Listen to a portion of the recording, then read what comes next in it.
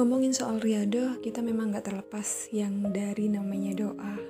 Berbagai macam tujuan orang riyadhah, misalnya riyadhah karena ingin segera menikah, riyadhah ingin segera punya anak, riyadhah ingin segera mendapatkan rezeki yang banyak atau terkabulnya cita-citanya, itu banyak banget.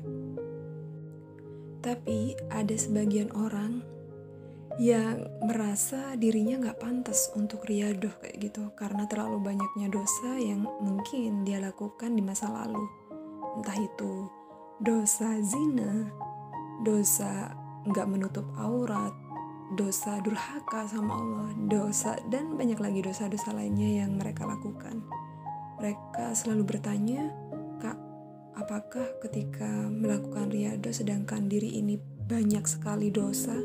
Bahkan gak cuma 1-2 ya, mungkin dalam kehidupanku selama ini semuanya itu isinya cuma dosa aja. Kira-kira riyadhahku bakal dikabul gak ya sama Allah? Saat ingat ya dosa-dosa kita, tumpukan-tumpukan dosa yang mungkin kita sudah lakukan setiap harinya bahkan bertahun-tahun, itu membuat kita berhenti kayak gitu ya untuk melanjutkan niat kita riyadhah karena terlalu minder sama Allah. Aku udah banyak banget dosa, kira-kira kalau seandainya aku riyadhah masih akan tetap diterima gak ya? Ada gak ya pahalanya buat aku? Karena selama ini aku banyak banget kesalahan-kesalahan sama Allah. Nah ini nih mindset yang perlu kita rubah teman-teman. Mental seperti ini yang sering banget kita temui, bahkan gak cuma orang lain, diri kita sendiri kayak gitu sering banget bertanya,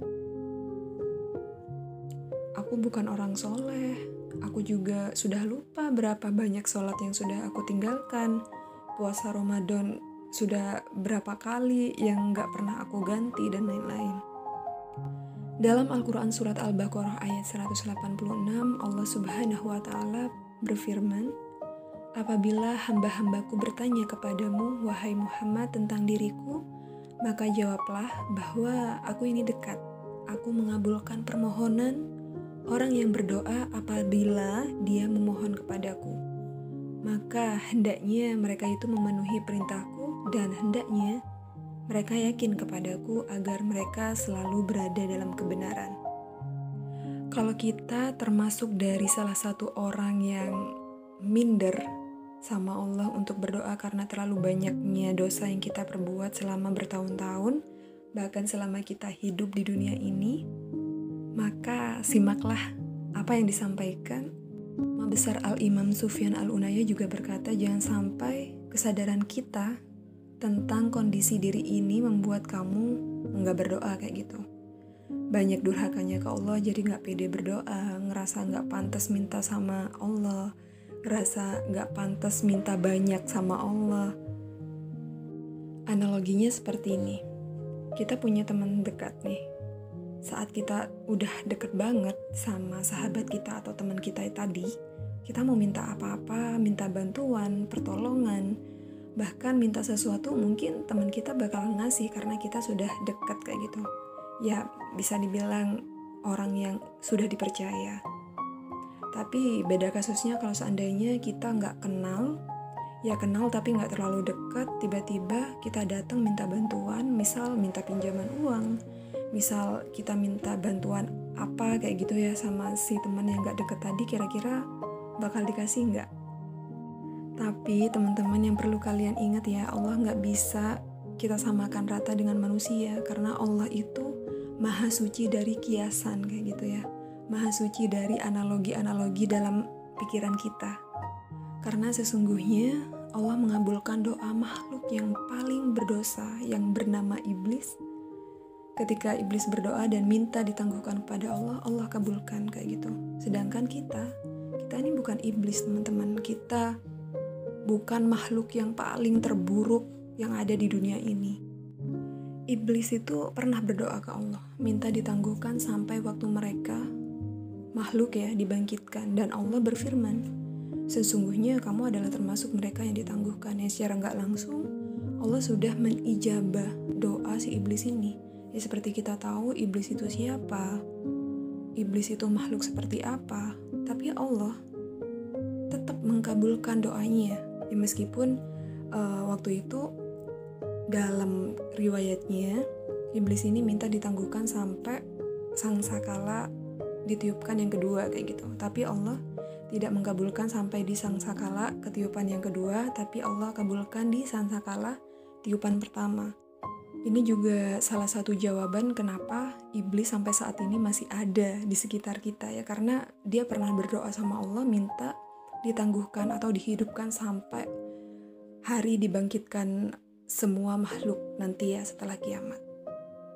Oke lah, kita gak puasa, kita gak sholat, kita buka aurat, kita selalu berzina di masa lalu, dan banyak sekali hal-hal durhaka yang kita lakukan kayak gitu ya. Tapi perlu kalian garis bawahi, kita ini bukan salah satu makhluk paling terburuk yang ada di dunia ini. Kalau iblis aja berdoa Allah kabulkan, kenapa kita harus minder berdoa sama Allah, minta banyak-banyak sama Allah? Kita ini sekarang gak lagi minta sama teman kita. Kita berdoa bukan minta sama sahabat kita. Kalau teman kita punya yang namanya sifat dendam, punya sifat pelit, punya sifat banyaklah keterbatasan. Tapi kita saat ini tuh minta sama Allah yang maha gak punya batas kayak gitu ya. Maha memberi segalanya, Ar-Rahman Ar-Rahim, pengasih dan penyayang. Dan kita lagi minta sama Allah yang maha di atas segalanya. Kenapa kita harus minder? Bukannya Allah tergantung prasangka kita? Kalau seandainya kita yakin doa kita ini dikabul sama Allah, meskipun kita ini adalah makhluk pendosa kayak gitu ya, banyak sekali dosa yang kita lakukan, kalau selama kita yakin pasti Allah kabulkan. Dan kotornya diri ini, dosa-dosa kita yang menumpuk di masa lalu ataupun sekarang, jangan pernah jadikan ini alasan untuk kita gak minta sama Allah.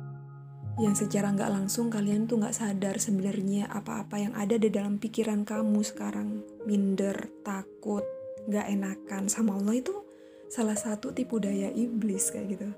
Iblis itu punya banyak cara untuk kita gak deket sama Allah. Iblis itu punya banyak cara agar kita selalu gak yakin minta sama Allah. Allah juga berfirman, mintalah kepadaku maka aku kabulkan. Justru saat kita banyak dosa, itu timing yang tepat kita minta ampunan ke Allah. Perbanyak minta sama Allah, jangan ragu, jangan minder, jangan takut, jangan ngerasa gak pede.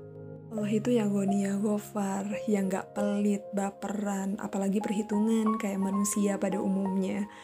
Jadi buat kamu sekarang yang sering bertanya-tanya, apakah di saat aku riyadoh dan situasinya saat ini aku banyak sekali dosa, banyak sekali maksiat yang aku lakukan, kira-kira Allah masih melihat aku gak ya?